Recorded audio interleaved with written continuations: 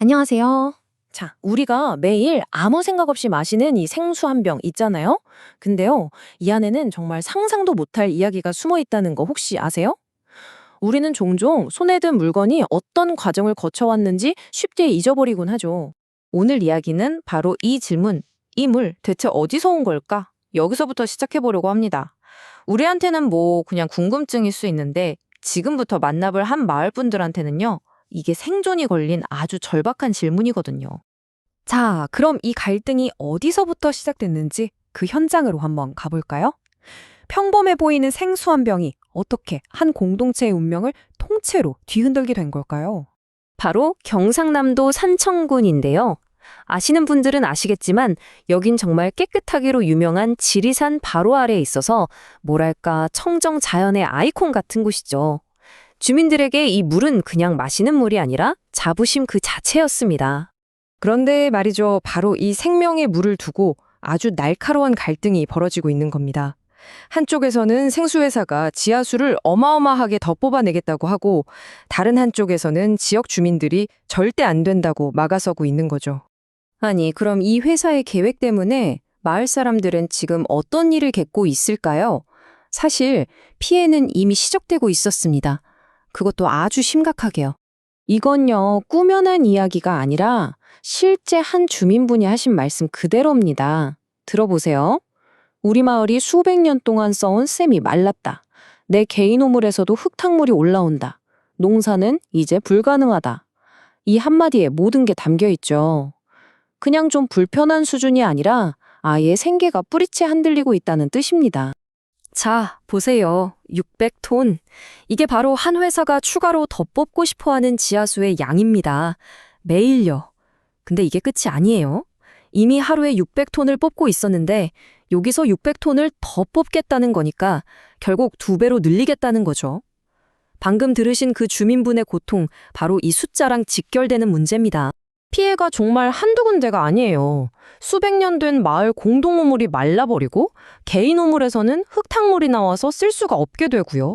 당연히 농사질 물도 마실 물도 부족해지죠. 심지어는 계곡물이 줄어들고 나무들까지 말라 죽어가고 있다고 주민들은 지금 그렇게 호소하고 있습니다. 이게 그냥 주민들의 하소연으로 끝나는 게 아닙니다. 진짜 놀라운 건요, 정부 공식 자료를 봐도 이 지역이 지하수 고갈 위험 1등급 지역이라는 거예요. 나라에서도 이미 여기 물 부족 심각합니다 라고 도장을 찍어준 셈이죠. 자, 그럼 여기서 진짜 이상한 점이 생깁니다. 아니, 피해는 이렇게 눈에 보이는 데다 정부까지 위험지역이라고 인정했는데 도대체 왜 이 마을 사람들의 목소리는 아무도 들어주지 않는 걸까요? 그 답을 찾으려면 우리 먼저 지하수가 뭔지부터 좀 짚고 넘어가야 돼요. 법을 보면요, 지하수는 어떤 한 사람이나 회사의 것이 아니라고 딱 정해놨습니다. 우리 모두의 공공자산이고 정말 마지막 순간까지 지켜야 할 최후의 보루라는 거죠. 바로 여기에 이 시스템의 허점이 숨어 있습니다. 보세요.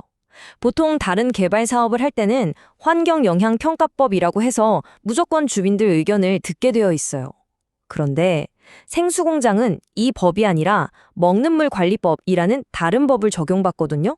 근데 이 법에는 주민 의견을 들어야 한다는 말이 단 한 줄도 없습니다. 완전히 빠져 있는 거예요.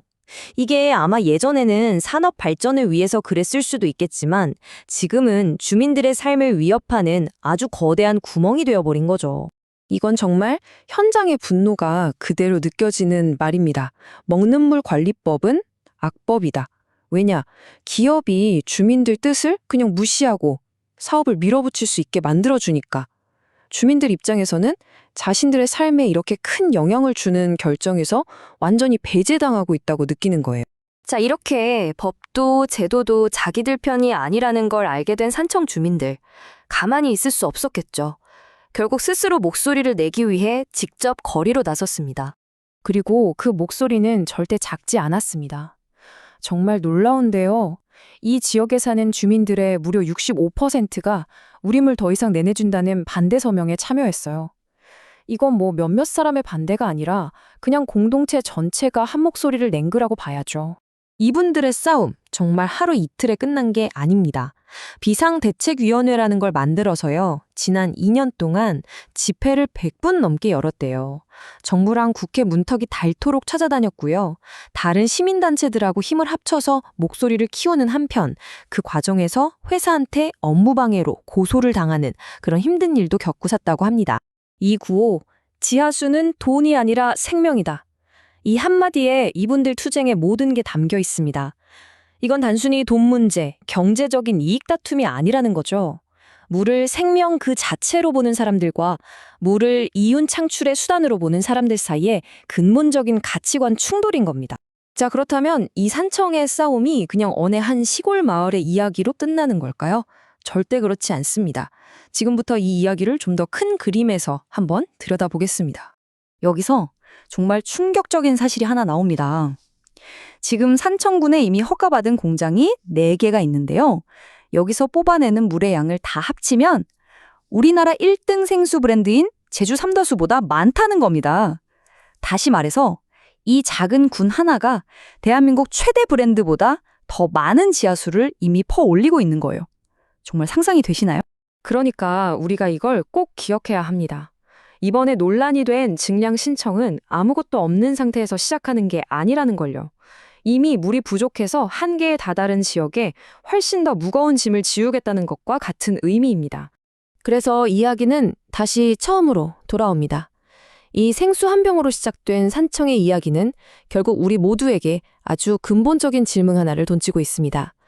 기업의 이윤, 공동체의 생존권, 그리고 우리 모두의 자산인 물의 미래. 이 사이에서 우리는 과연 어떤 선택을 해야 할까요? 우리 발밑을 흐르는 이 물의 진짜 주인은 과연 누구일까요? 이 질문을 여러분께 남기면서 오늘 이야기 마치겠습니다.